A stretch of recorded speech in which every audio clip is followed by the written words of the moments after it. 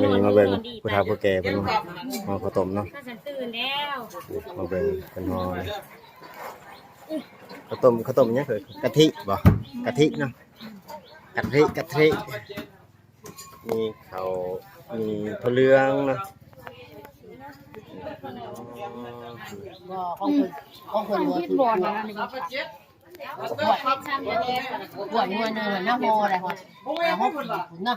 โอ้ห่องามเด้อ ยังว่ามีคนโยกด้วยคนโยกสักคนมาทำ ลายงามลาย ไม่ไม่ หายตะวัน งานบุญเฮ็ดบุญหยังกับนี่ครับ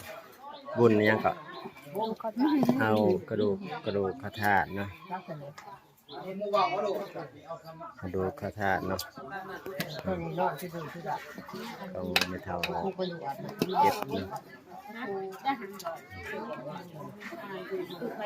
ะ